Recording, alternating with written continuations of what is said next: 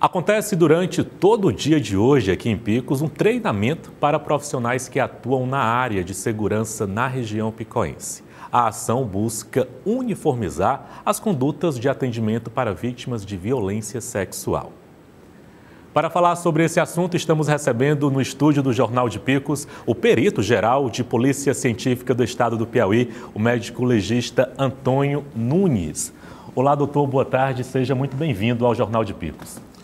Nós é que agradecemos a oportunidade, de mostrar o trabalho, continuado da polícia, do Departamento de Polícia Científica. Doutor, esse treinamento, eu falava agora há pouco que ele é voltado para profissionais que trabalham na área da segurança, como também para profissionais que trabalham na área da saúde. O que é que deve acontecer nesse treinamento? Seria mais palestras de forma teórica ou em algum momento vai ter uma capacitação de forma prática? E por que a Secretaria de Segurança Pública do Piauí, junto com a CESAP, a Secretaria de Saúde, decidiram fazer esse treinamento aqui na região do interior? Pronto. Na verdade, quem primeiro chega a um vestígio, é muito importante que saiba preservá-lo e encaminhar na forma legal. Houve uma alteração substancial no Código de Processo Penal nos últimos anos, com a criação de vários artigos, sobre a cadeia de custódia de vestígios. Então, assim, você tem a maneira de fazer e como custodiar esses vestígios e, inclusive, passar para frente. Com base nisso, a gente resolveu treinar tanto o pessoal da saúde como da segurança por alguns motivos. Primeiro motivo, geralmente quem primeiro chega a uma ocorrência dessa é um policial militar ou um guarda civil municipal. Não é a perícia, certo? Nem a própria Polícia Civil, que é chamada a seguir se chama o Departamento de Polícia Científica, nos diversos núcleos do Estado ou na capital. Então, se cada um desses estiver devidamente treinado, a gente vai ter mais oportunidade de manter esses vestígios. E, além disso, o pessoal da saúde também faz isso. Às vezes, eles são os primeiros a chegar, certo? E então, dependemos deles preservarem para que a gente consiga. Claro, na medida em que isso não põe em risco de vida alguém que esteja grave, dentro do possível. Na maior parte das vezes é possível. Eu cito exemplos, No primeiro exemplo dos profissionais de segurança, eu cito um exemplo de alguém que está, digamos, a 100 quilômetros da sede, de onde está a Polícia Científica, teve um crime, o policial militar está ali, preservando o local e solicita a perícia, através da autoridade policial, delegado. A perícia se desloca. Nesse ínterim, tem uma pegada no chão, que é importante para nós demais, numa areia, e vai chover. E aí? Se ele não preservar esse vestígio, já era. Quando chegar, já foi, a chuva leva.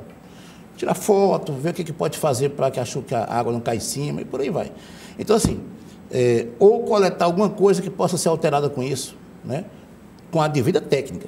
Então, a gente, além de fazer a parte teórica, a gente também vai levando alguns sacos de vestígios suaves, mostrar como se coleta, Não é tão difícil, e como se preserva. E no caso da saúde, o SAMU, por exemplo, ocorre um crime, o SAMU vai ser chamado primeiro, e é para ser chamado primeiro mesmo, ou os bombeiros militares, porque é o socorro à vida que é o primordial naquele momento. A seguir, a preservação da prova. Vou citar um exemplo, alguém estuprada, esfaqueada, aquela coisa toda. Vai para um hospital, o SAMU chega, chega no hospital, vai para o centro cirúrgico para ser operada. Terminou de operar, está ali operando, o pessoal percebe, já passou a fase de maior gravidade, percebe que tem, por exemplo, esperma em algum lugar, cavidade oral, talvez na mama, alguma coisa, ou na vagina mesmo, ou a mordedura, que, por exemplo, você pode identificar um agressor pela mordida, pela marca da mordedura. É assim que foi identificado, por exemplo, o maníaco do Parque em São Paulo. Foi por mordedura. Então, assim, se eles não preservarem, não vai chegar até nós. E a lei diz isso. Tem uma lei 12.845, tem a portaria 2014-485 do Ministério da Saúde, e tem um monte de outras leis que dão também esse ônus a todos os profissionais do serviço público. Então, a nossa ideia qual é? Melhorar o atendimento da perícia, nisso aí, certo? E também estender o máximo que a gente puder para outras forças de segurança e os profissionais de saúde. Dentro dessa discussão, nós vamos encontrar a pauta de violência sexual. E a gente tem noticiado aqui dentro da nossa programação a quantidade de casos que são registrados aqui na região de Picos, seja de feminicídio, violência doméstica, violência contra a mulher, violência sexual contra mulheres, crianças e adolescentes. Foi levado em consideração também esse recorte desses crimes para trazer esse treinamento com essa discussão para esses profissionais? Sim. Quando a gente cita lá, né, a gente cita inclusive órgão nosso aqui que também está envolvido nesse treinamento, que é um órgão que é nosso da saúde, que é o SAVES. E tem 8 regionais no interior, e mais na capital, onde tem o SANVIS, né, e tem o SAVES que vai ser inaugurado agora. Esse é um local específico para atendimento às vítimas de violência sexual. E aí nós temos diversas opções sexuais, né, isso é mais comum em mulheres, é mais comum em crianças, inclusive o sexo masculino, e diversos gêneros, né? Inclusive, se tem algumas situações de homossexuais serem agredidos, né?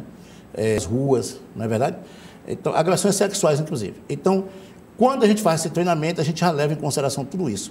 E lembrando que Picos tem o SAVES, ele fica dentro do hospital regional, lá trabalham profissionais da saúde, enfermeiros, técnicos de enfermagem, psicólogos, assistentes sociais, e o pessoal da perícia começa lá no local de crime, onde eles veem os vestígios daquele crime sexual, e os médicos legistas, em conjunto com a saúde, lá dentro do SAVES.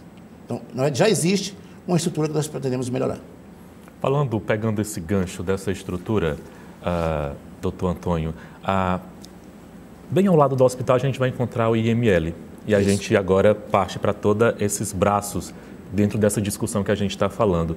Algo que a gente tem observado com frequência aqui em Picos e na região, às vezes, é a deficiência do IML. O senhor falava agora a respeito do médico legista. Sim. Nós recebemos a informação de que o IML aqui de Picos, nesse momento, ele não contaria com auxiliares para os médicos legistas, que os médicos legistas eles precisam, às vezes, fazer uma parceria com empresas de funerária aqui de Picos para conseguir fazer o seu trabalho na sua amplitude. E por conta dessa deficiência, às vezes, é que acaba demorando os corpos serem liberados. A gente já cobriu, inclusive, casos de corpos que entraram em um dia e só conseguiram ser liberados quase 24 horas depois. Às vezes porque não tem um médico legista de plantão. Como é que o Estado vê toda essa situação do IML aqui de Picos? Pronto.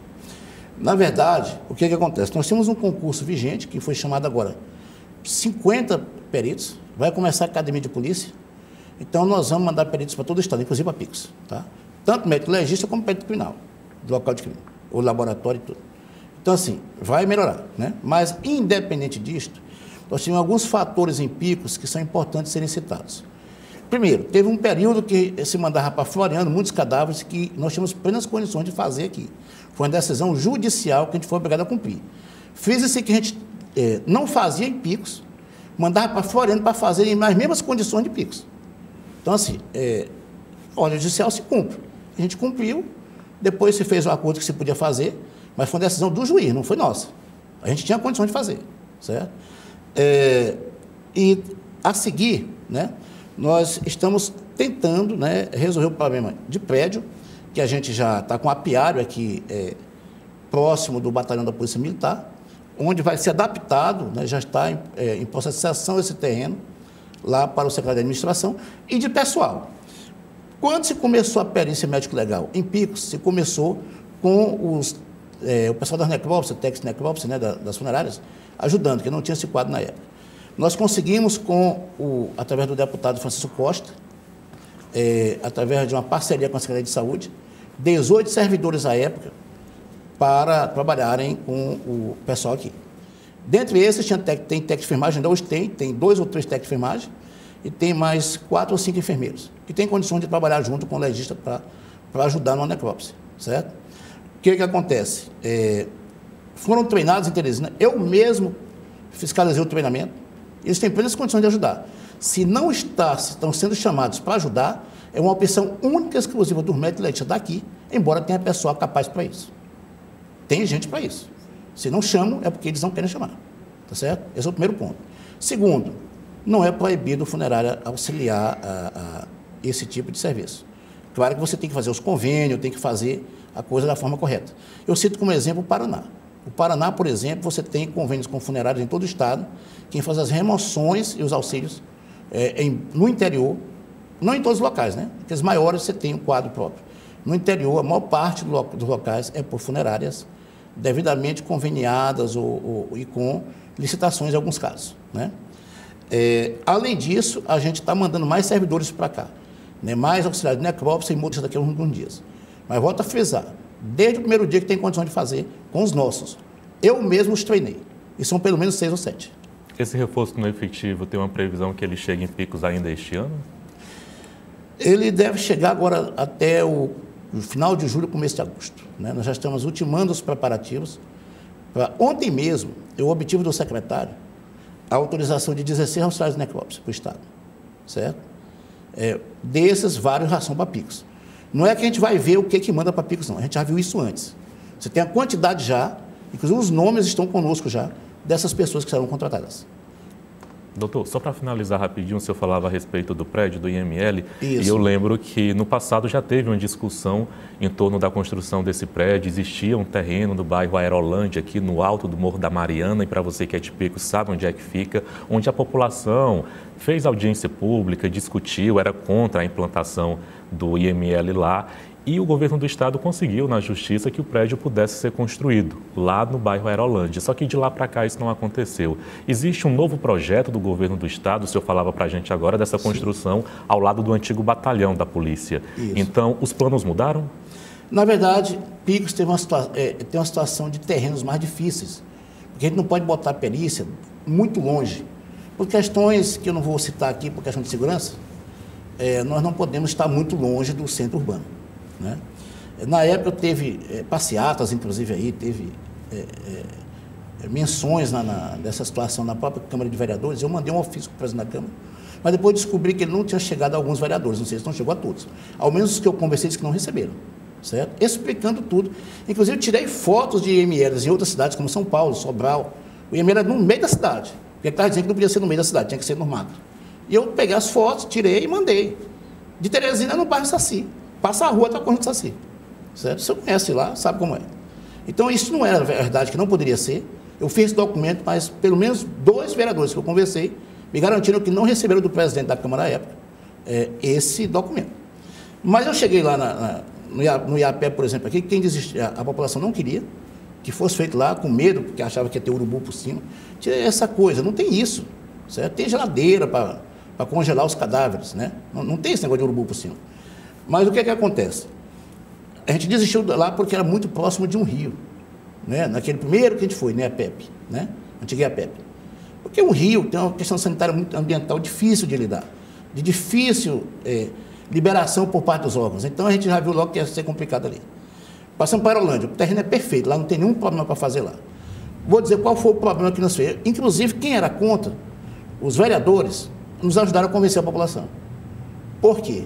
Quando eu sentei com eles e mostrei como era, e o que era na verdade, e a importância disso inclusive para a própria região. Você tem pessoas armadas lá, que ajudam até na segurança do entorno. Além de ter perícia aqui, não ter que ir para outros lugares. DPVAT, seguro, um monte de coisa, não é só mortos.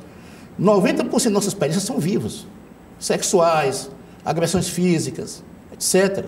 Isso no IML, na parte criminal ou na parte de crime. Os vereadores compreenderam e passaram a defender, inclusive, a ideia, certo? Então, nós conseguimos contornar isso aí, não foi por isso. No começo era. O que aconteceu? Nós descobrimos que esse terreno era usado há 20 anos, mais ou menos, pelo Estado, mas ele era da União. E nós teríamos aí uma situação difícil de lidar, né, com o governo federal e o governo estadual contrários em termos ideológicos. Não ia ser fácil. E a gente terminaria, talvez, dando com os burros na água. Resolvemos procurar um outro terreno. Conseguimos, mais uma vez, um outro perto do DHTL. Mas aí depois descobrimos que já estavam sendo reivindicados pela Casa da Mulher Brasileira. E por trás do ginásio de esportes da UFP. Aí, mais uma vez, a gente teve que mudar de novo. Agora conseguimos um local bom, perto do batalhão da PM, né? Não é tão longe da cidade, que é o apiário, antigo apiário. Prédio bom, que a gente vai adaptar, não precisa fazer do zero. Nós estivemos lá, está sendo feito o projeto já. Nós estamos dependendo apenas de um ato formal que deve ser resolvido nos próximos dias, que é a assinatura do secretário de administração dessa doação, né? Que aí a gente acredita que consiga superar isso nos próximos dias, né? Mas o projeto já está sendo feito. Então, tranquilamente vai para lá e até lá a gente construiu. A gente pegou 3 salas na delegacia de homicídios e latrocínios, adaptamos, a gente faz exame de drogas aqui, hoje, drogas brutas aqui. Poucos lugares fazem no interior. Quando eu digo poucos lugares, não me refiro ao Piauí, não. Agora, recentemente, a Paraíba estava elogiando nosso serviço aqui, desses exames feitos no interior, que a maior parte dos estados não fazem, ou fazem em um local só. A gente faz hoje em 5, 6 lugares. E vamos ampliar, certo? Então, assim, pegamos essa sala, botamos os peritos criminais, temporariamente lá, está funcionando bem direitinho, montamos o laboratório lá, e também fizemos um IML muito bom, ele é muito bom mesmo, embora naquela parte lateral do hospital, certo? E aí nós vamos mudar para lá. E aquela estrutura não fica perdida. Porque uma vez que a gente saia, caso haja interesse do município, do Estado, aí tem que conversar, pode ser usado como serviço de verificação de óbito, SVO, que é aquele IML, entre aspas, das mortes naturais, que tem no HGV em Teresina. Pode ser feito lá, já com o prédio pronto, só treinar o pessoal. Então, assim, a gente está avançando, na verdade, estamos bem perto de resolver isso aí. Maravilha, doutor. Queria agradecer a entrevista. Conversamos com o médico legista, o doutor Antônio Nunes, perito geral da Polícia Científica do Estado do Piauí. Doutor, obrigado pela entrevista. A gente é que agradece sempre, né, a oportunidade de poder levar à população piauiense o trabalho da gloriosa Polícia Científica do Estado do Piauí. Boa tarde. Boa tarde.